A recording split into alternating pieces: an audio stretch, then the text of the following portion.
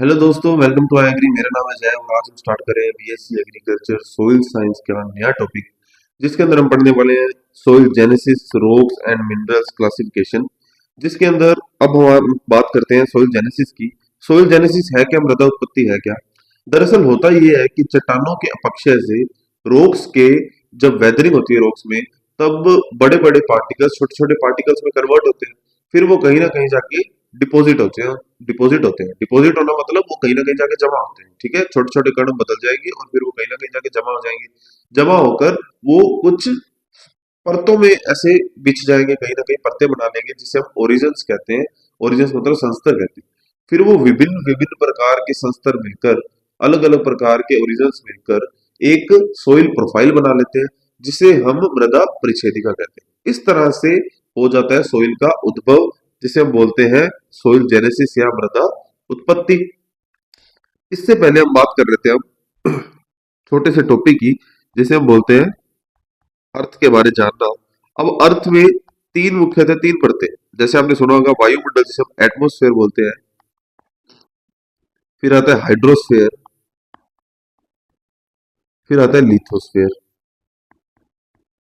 भार के भार के अकॉर्डिंग देखा जाए तो ये तीन किस तरीके से डिवाइडेड है। भार में एटमोस्फेयर 0.03% पृथ्वी के कुल भार का, टोटल वेट का। और हाइड्रोस्फेयर 6.91% और लिथोस्फेयर 91.06% में डिवाइडेड है। फिर लिथोस्फेयर की बात करें तो फर्दर तीन पार्ट्स में डिवाइडेड है, जिसमें हम पहला पार्ट आता है अर्थ क्रस्ट। ठीक है, ये नाम हम बार बार सुनेंगे। अर्थ क्रस्ट, उसके बाद आता है मेंटल, तीसरी परत आती है कोर। ये लिथोस्फेयर की है। ऐसे तो समझो कि पृथ्वी है तो सबसे ऊपर वाली परत अर्थ क्रस्ट, फिर आता है आपका मेंटल और फिर बिल्कुल सेंटर में आता है कोर। ओके। अर्थ क्रस्ट जो है वो 5 से 56 किलोमीटर की डिस्टेंस में होती है अर्थ क्रस्ट। फिर आता है मेंटल जो 2900 किलोमीटर, और फिर आता है कोर जो 3500 किलोमीटर। कोर एक्चुअली दो पार्ट में डिवाइडेड है, जैसे आउटर कोर और इंटरनल कोर। बट आप इतना ही समझो कि कोर जो है वो 3500 किलोमीटर की डिस्टेंस पे होती है। ठीक है। अब बात करते हैं डेंसिटी, पूछ लेते हैं। तो डेंसिटी का फॉर्मूला क्या होता है? डेंसिटी का फॉर्मूला होता है द्रव्यमान और आयतन, मतलब मास अपॉन में वॉल्यूम, जिसे D is equal to M upon V से भी डिनोट करके आपसे फॉर्मूला पूछ लिया जाता है। अब वो पूछते क्या है? वो पूछते हैं अर्थ क्रस्ट का कितना है, बोलो। अर्थ क्रस्ट का घनत्व कितना है, डेंसिटी कितनी है? तो अर्थ क्रस्ट की डेंसिटी होती है 2.5 से लेके 3 ग्राम पर सेंटीमीटर क्यूब। अब ये जो ग्राम पर सेंटीमीटर क्यूब है, ये इसकी इकाई होगी। किसकी? डेंसिटी की इकाई। आपसे ये भी पूछ लेंगे कि डेंसिटी की यूनिट कैसे डिनोट करते हैं। यूनिट बताओ, तो वो क्या है? ग्राम पर सेंटीमीटर क्यूब। फिर आता है मेंटल। मेंटल की डेंसिटी होती है 3 से 4.5 ग्राम पर सेंटीमीटर क्यूब। फिर आता है कोर। कोर की होती है 9 to 12 ग्राम पर सेंटीमीटर क्यूब। और इनकी कंबाइंड या कहते हैं एवरेज निकल के आती है 5.5 ग्राम पर सेंटीमीटर क्यूब डेंसिटी। ओके। इस तरीके से ये आ गया डेंसिटी में क्वेश्चन। अब करते हैं इसके एलिमेंट्स की बात, की अर्थ क्रस्ट में कौन कौन से एलिमेंट्स पाए जाते हैं। अर्थ क्रस्ट में ऑक्सीजन पाया जाता है सबसे ज्यादा, चाहे वेट बेसिस पे चाहे परसेंटेज बेसिस पे। कितने परसेंट पाया जाता है? ये पाया जाता है 26.6%। और सिलिका पाया जाता है, सॉरी गलती होगी, ऑक्सीजन पाया जाता है 46.6% सबसे ज्यादा। और फिर सिलिका पाया जाता है 27.7%। टोटल मिलके ही लगभग 74% या अराउंड 75% के अराउंड पूरे अर्थ क्रस्ट में एलिमेंट्स को कवर करते हैं। टोटल एलिमेंट्स का 75% ऑक्सीजन और सिलिका ही होता है। और इन दोनों में से भी सबसे ज्यादा की बात करूं तो ऑक्सीजन सबसे ज्यादा है, चाहे वेट बेसिस पे चाहे परसेंटेज बेसिस पे। और बाकी बचे हुए कितने होते हैं? 25% पे। कौन कौन से होते हैं वो देख लेते हैं। एल्यूमिनियम होता है, आयरन होता है, कैल्शियम, सोडियम, पोटेशियम और मैग्नीशियम। एल्यूमिनियम 8.13% के आसपास, आयरन 5% के आसपास, और ये 3.63% के आसपास। कैल्शियम, तो आप इतना ही देख लेना परसेंटेज, ज्यादा आपको याद करने की जरूरत नहीं है। बाकी आयरन याद कर लेना, ऑक्सीजन और सिलिका याद कर लेना, बस यहाँ से क्वेश्चन आ जाएगा। पहली बात है ऑक्सीजन से, ठीक है, ऑब्जेक्टिव टाइप क्वेश्चन आए। उसके बाद हम बात करते हैं रोक्स की। रोक्स क्या है जी? पृथ्वी की पपड़ी बनाने वाले ठोस प्राकृतिक पदार्थ, मतलब पृथ्वी के जो ऊपर का जो हार्ड सरफेस है वो बनाने वाले ठोस प्राकृतिक पदार्थ, नेचुरल एलिमेंट है। Natural solid masses forming the earth crust, earth crust की बात कर रहे हैं, ठीक है। अभी इसीलिए मैंने आपको अर्थ क्रस्ट के बारे थोड़ा डिटेल में बताया था कि अर्थ क्रस्ट होता क्या है, ताकि आपको पता लगे, आगे बढ़ने वाली बातें आएंगी जब। क्लासिफिकेशन की बात करूं तो क्लासिफिकेशन कैसा है? इग्नियस रॉक्स होती है, सेडिमेंट्री रॉक्स होती है, मेटामॉर्फिक रॉक्स होती है। इग्नियस रॉक्स क्या होता है? Cooling and solidification of magma, मतलब जो ज्वालामुखी है आपके, ठीक है, उसके अंदर से क्या निकलता है? वोल्केनो से निकलेगा मैग्मा, लावा। लावा निकल के बाहर ठंडा हो जाएगा, जब वो ठंडा होकर सेटल डाउन होगा तब कौन सी रॉक बन जाती है? तब इग्नियस रॉक्स बन जाती है। एग्जांपल लिखा है ग्रेनाइट और बेसाल्ट। फिर आता है सेडिमेंट्री रॉक्स। सेडिमेंट्री रॉक्स में डिपोजिशन डिपोजिशन एंड कॉम्पैक्शन आता है, ठीक है।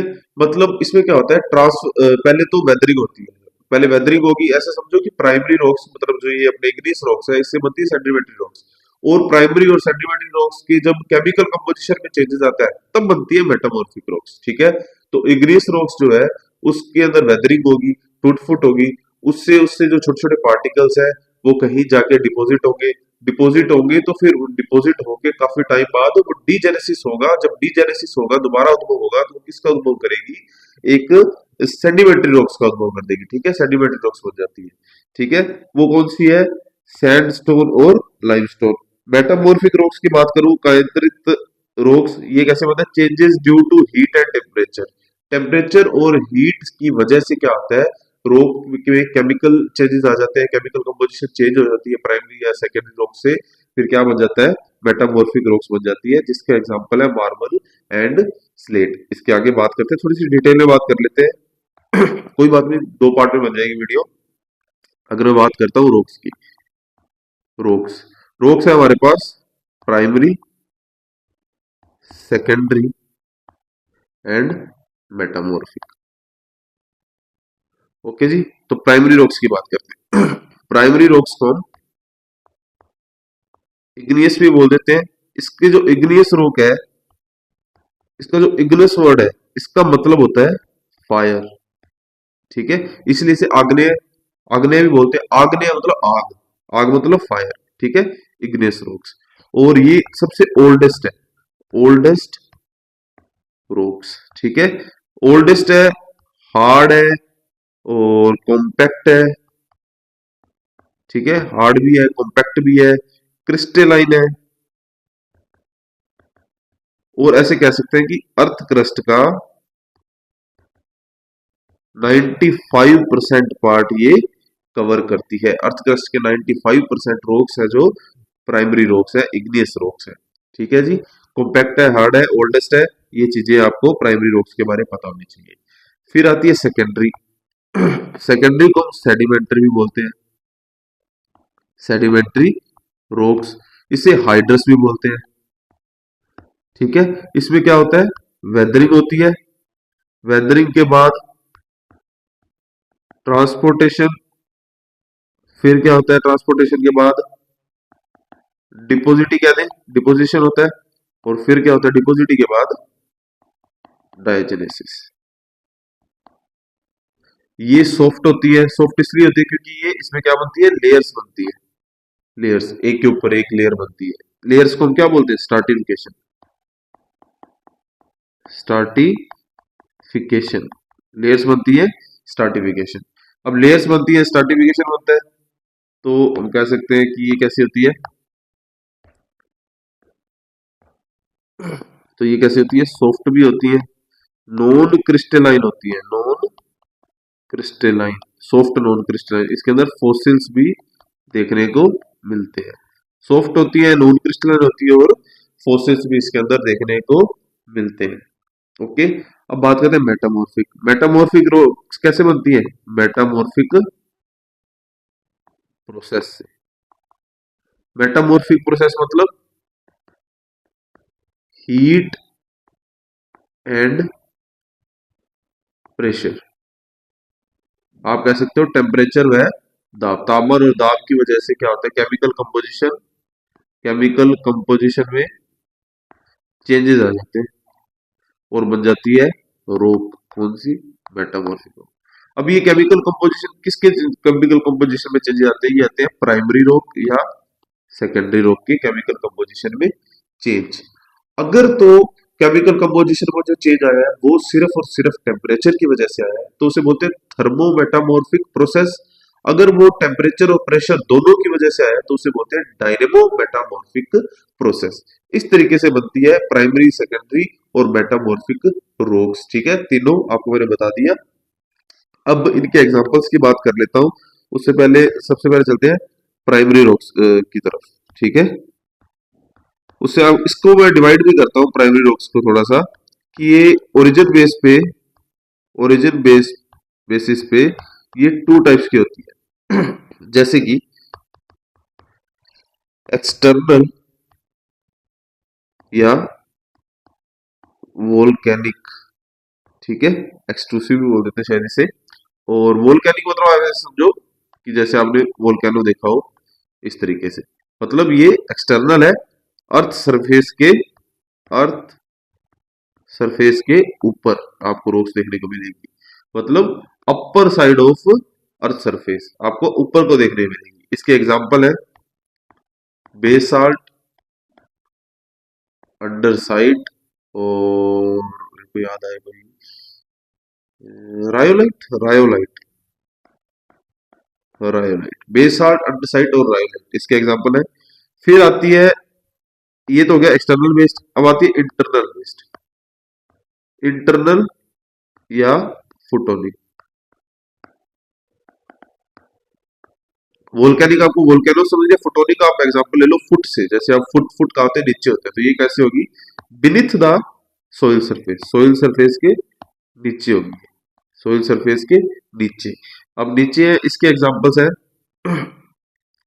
ग्रेनाइट, ग्रेनाइट ग्रेनाइट हो गया, गैब्रो, साइनाइट, डोलो, ठीक है, ये हो गया डोलोराइट रॉक्स। ठीक है, ग्रेनाइट, गैब्रो, साइनाइट और डोलोराइट रॉक्स, तो ये इसके एग्जांपल हो गए। अब इसका छोटा सा एक वर्गीकरण और कर लेते हैं, वो कैसे होता है, वो होता है इसकी नेचर की, चाहे वो एसिडिक नेचर की है, वो बेसिक नेचर की है, न्यूट्रल है। तो होता क्या है, सिलिका और H2O मिलकर सिलिसिलिक सिलिसिलिक एसिड बनाते हैं, और जिसमें ये एसिड ज्यादा होगा वो एसिडिक होगी, ये तो कॉमन सेंस की बात है, एसिड है, जिसमें एसिड ज्यादा होगा एसिडिक होगी। तो एक रेंज याद रखो आप 55 से 65 की, अगर इस रेंज में एसिड है, किसी रोक में इस रेंज में एसिड है तो वो होगी न्यूट्रल। अगर 55% से कम एसिडिक है तो वो हो जाती है बेसिक। ये एसिड अगर 55% से कम प्रेजेंट हो तो वो बेसिक हो जाएगी, और 65% से ज्यादा प्रेजेंट हो तो वो एसिडिक हो जाएगी। ठीक है, तो सबसे पहले एसिडिक की बात करते हैं, एग्जांपल्स याद आ रहे हैं मुझे एसिडिक के, ग्रेनाइट और रायोलाइट। और बेसिक के एग्जांपल्स है बेसाल्ट एंड गैब्रो।